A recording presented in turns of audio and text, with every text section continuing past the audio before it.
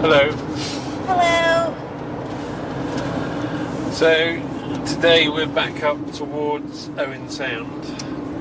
The Bruce Peninsula, not quite up into the peninsula, but that direction. Yeah, a bit further south. Guess you could say we were in, Grey County. There you go. We're in Grey County where it was quite grey for most of the day. True, the sun did come out a couple of times. So Jessica's out and injured. Out of commission. But we were up here doing some other stuff, so I went to have a look at a place that I've looked at a few times on the Trail Forks, and I guess this is not to completely advise you not to bother, but don't bother. Do you want me to say the name of the place? Yeah.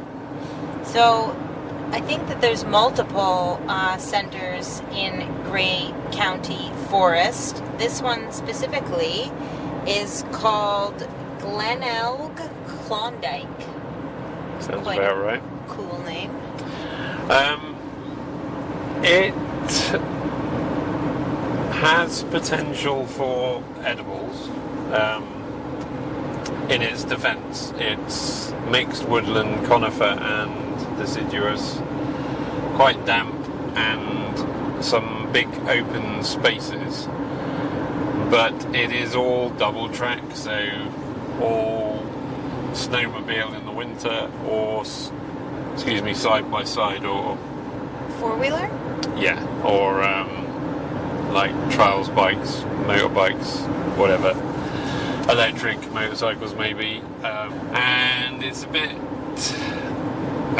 Wasn't going to say it's typical of, but it's a double width track, so car width track, but with quite big boulders and an uneven slippery surface and some fairly steep up and down, quite a lot of deep puddles. So it's not pleasant to ride round, but I do think there's potential for wild. It's very clearly waymarked. There's a map on every junction, and it's pretty clear which way you come and go to get back to the start. What else was I going to say? I was going to say, speaking of the start, should we speak about the car park?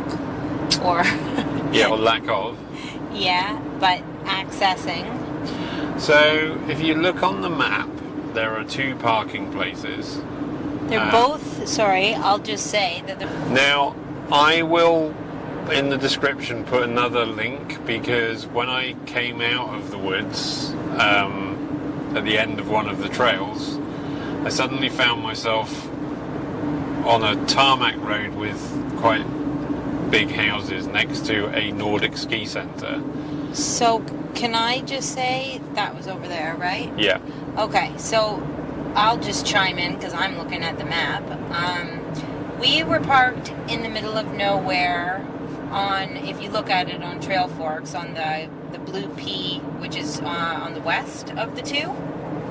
So we entered from Side Road 40, we turned east on Concession Road 8, and we do not recommend this unless you have some kind of dune buggy, four-wheel drive, jacked up Jeep. We have a four-wheel drive Mitsubishi which has off-road tyres on it, or whatever they are, the mixed tyres. It was okay, but it's not pleasant. Makes you a little nervous. Yeah. And it's actually unnecessary, because if you go down a slightly different road, you can get to a tarmac area and just park. So I'm going to, I think, tell you that road you would access, I guess, from if you were coming from Highway 10 that goes through Markdale.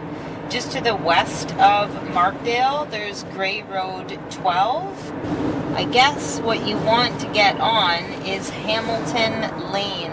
Hamilton Lane is probably the one that you saw. Where the ski hill is. Yes. And that should take you to the Blue P that's east of the two P's on the Trail Fork map. Which is a big parking area like I said, off of a tarmac road. So, I think we tried every other access point all the way around it and did a lot of dirt roads, and it was a bit of an adventure ride, which was cool. Also, just a side note, the bugs, because it had rained earlier, then it was sunny.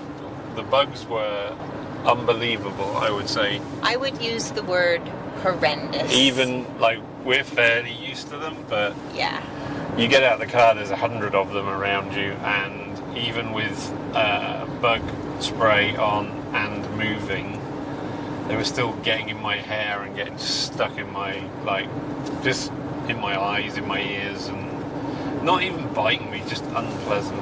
Hey, did we talk about our homemade bug spray? You could do. Oh. Which is perfectly effective, actually. Yeah, maybe it ain't no DEET, but... well, that's good. We won't reduce our life, then. Yeah. So, should we talk about ticks, too, or is that another time? No, we could do that as well, as it's going to be a short area discussion. Okay. So... at the beginning of the season, or I guess you could say early, late spring, we thought this year the ticks were particularly bad. Like, there were days where we were getting finding 3 or 4 of them on us, and, nobody wants to have a tick creeping around on them. More freaks you out in your mind more than anything. Yeah, and they've, known that a small percentage of them carry Lyme disease and other unpleasant things. Just the thought of something burrowing into me that's unpleasant enough. Yeah. Like I said, for me it's more in my head. Anyways, so we did a little bit of reading about some natural solutions and deterrents, I guess you would say, for ticks. Yeah. And Jamie found that... and you know what? I've read a bunch of things, but the one that we tried was cedarwood. Yeah.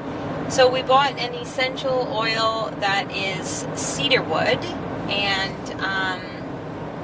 we mixed that with some apple cider vinegar and water and the cedarwood essential oil, and just put it in a little spray bottle. Yeah.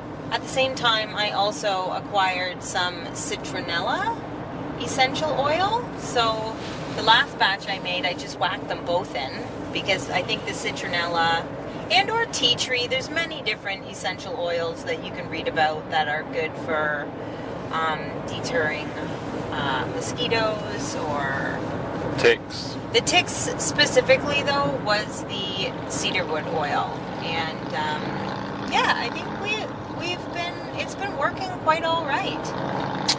Yeah, I mean, I haven't had any on me, and from a mosquito point of view, I've tried most of the sprays, including the ones that have DEET, and they're okay. There's the one that we've got that Jessica's made with the citronella in is as good as any of the ones that you buy, and there's nothing in there that's going to be harmful to us. So we'll keep going with it and maybe give an update, but pretty impressed. Not bad, yeah. And cheaper and easier to... and does smell not too bad. Yeah.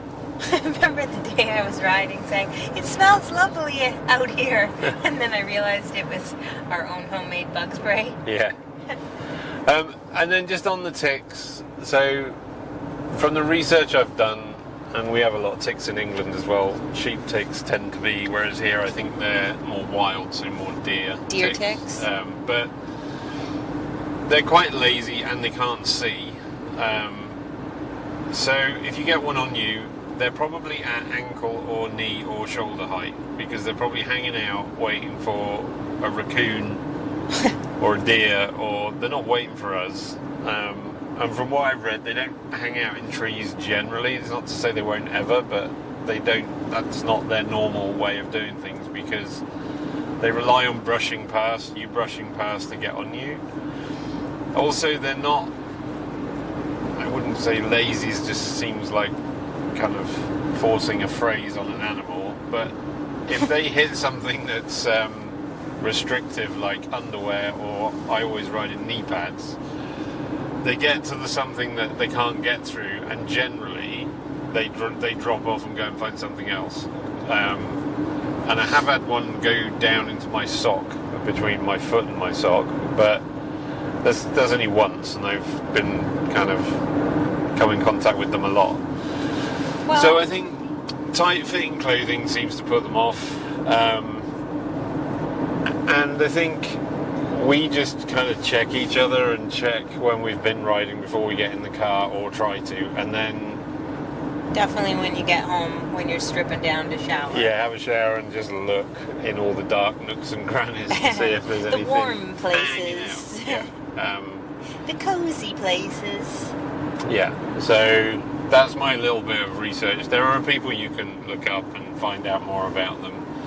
If you do get bitten, Oh yeah, this is helpful or useful. we'll put a link in. We have these tick keys that mean it's really easy to remove a tick, but you should also put the tick in a pot and keep it, because if you do develop something like Lyme's disease and you can take the tick with you to the hospital, they can test the tick and find out what it is they're actually treating and what exactly the disease is. Yeah, so don't ditch the tick. The other thing Save is, the tick.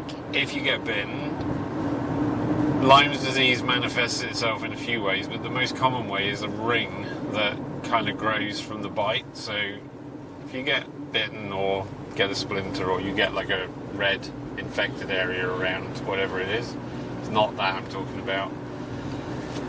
If it's Lyme's disease, you get a clear ring that appears away from where the wound or the tick went in, and then it gradually expands, and you should seek medical advice at that point, because it means the poison is travelling into your body. So you're not going to drop dead tomorrow, but it's worth getting it checked out. So if you get bitten, put the tick in a pot, keep an eye on it. If it just heals, there's no issue, then there's no issue.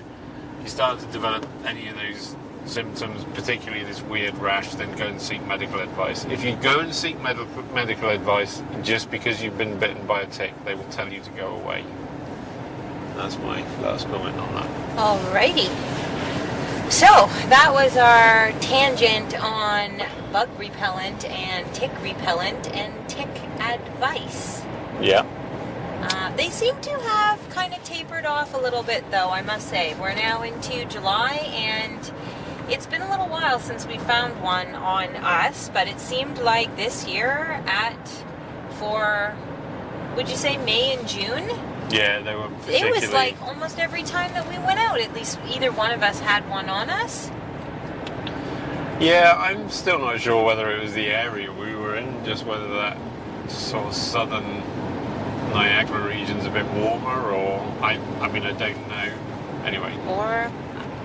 Anyways, I'm happy that it's been a little while since we've seen one of those creepy buggers. Literally. I'd like to keep it that way.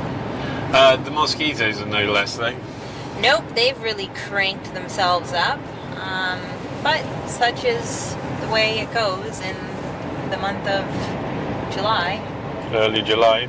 Yep. So, yeah, I don't have much else to say about this place from a riding point of view. We've got a few other things to mention, but if you're a complete beginner and you want to go to your first mountain bike trail that's easy to follow, and just to get to grips with things, it's probably not a bad place to go. I didn't see any other people. I was going to say, it was talk about quiet and in the middle of nowhere, and I had to just kind of hang out, and I saw a lot of different birds, a ton of different butterflies. It was just so peaceful.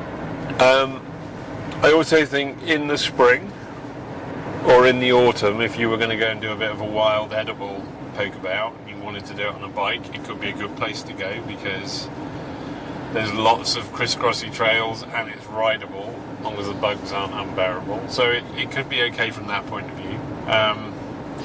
If you want to go for a mountain bike ride, even if you're passing, I wouldn't put yourself out, to be honest. There's potential to build some cool stuff in there, but right now, riding it's a bit dull, if I'm honest. Yeah, pretty short, pretty small. Short, a bit dull, a bit small, fly infested. Probably more of an adventure to find the place than it was on your actual ride. Yeah.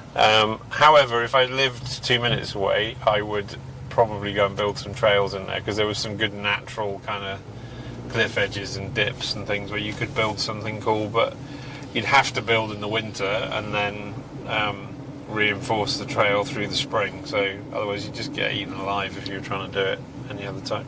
And you said the ground was pretty just rocky, it's like sandy, kind of? It's those like fist-sized boulders a lot of the time. But what was under it? Like a gravelly? Muddy, gravelly, sandy, kind of fairly Bruce typical. But the boulders are like loose. We've ridden on them before in a couple of places. It's your front wheel goes one way, your back wheel goes the other, and it's fine, but it's just a bit disconcerting. And you a just bit feel out of control, eh? And you just have to kind of let it do what it's going to do. Yeah, I was on a hardtail today, and I kind of wished I'd been on my full suspension, although the clean-up would have been annoying, and it would have been way overkill, but just the amount of being jostled around was annoying. So anyway, so that's that. However, we did find, or we've managed to call in at an ice cream store we've been looking at or thinking about.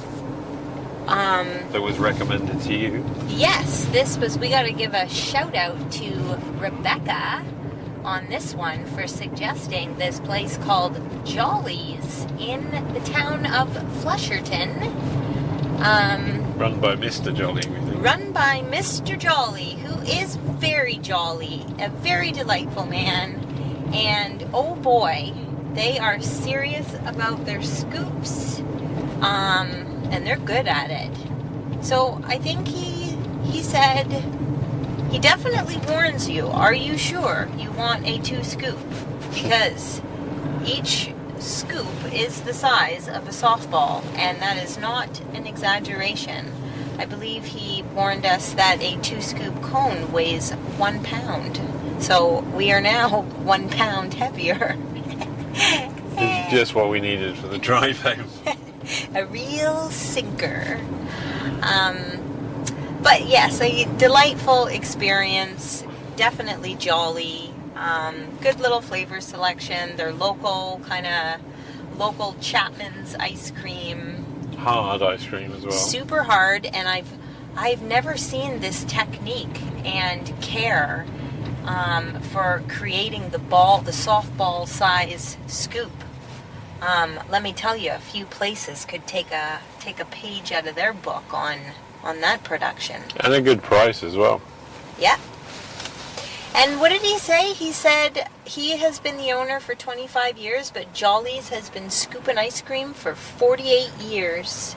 So, it's a must stop. Yeah, and even if you've been doing other stuff like mountain biking somewhere else, if you just happen to be... It's right off the main drag, the highway there. In Flesherton. Yes. So if you've been up there doing something else and you just happen to be passing, I definitely think it's worth a stop. Anything else of note today? Just doesn't know what it wants to do. But it's all to say, it's actually been a fairly pleasant day. Yeah, we've had a lot less rain than they forecast land on us, although based on that trail it was full of huge puddles, so there was some rain at some point. So anyway, I guess until next time I'm kind of done. Get lost.